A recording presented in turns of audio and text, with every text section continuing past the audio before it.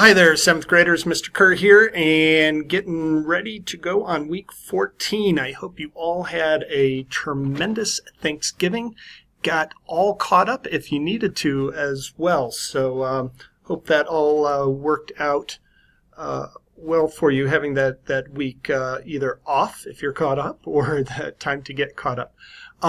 Do want to... So we are going to be getting into week 14, how are citizens treated. As always, want you to make sure that you're checking your grade book, going through the Start Here folder if you have any questions, but make sure you're all caught up on with your grade book. Make sure that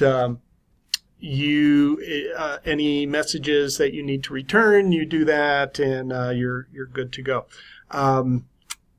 So week 14, we are still in Unit 2. Looking at governments of the Eastern Hemisphere and different forms of government. And specifically this week we're looking at how different forms of government treat their citizens differently.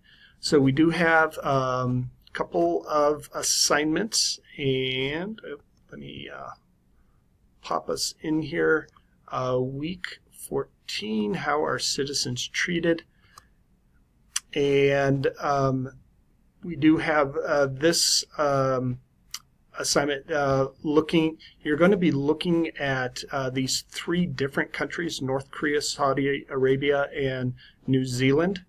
And you're going to be reading about their constitutions, kind of their citizens' rights and responsibilities in each of those three countries.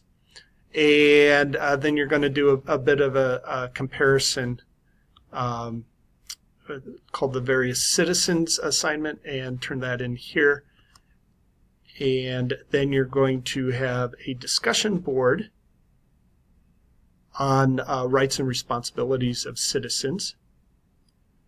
And basically you're answering why you think different countries treat their citizens differently. Why do in some countries citizens have a lot of rights and responsibilities, and in other countries they don't have so many rights and responsibilities. So use the readings from this week to give actual specific examples. Also, be sure to go back to previous weeks when we were looking at the data around literacy rate and GDP and things like that.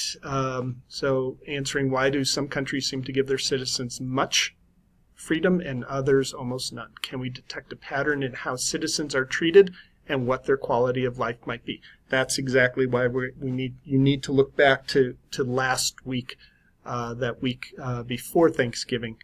And so post 2 replies, and that's week 14, how are citizens treated. Just a reminder, we're coming up on the end of the semester and need to get all caught up. If you have any questions at all, please let me know. And with that, I will see some of you on Wednesday. Have a great week. See ya.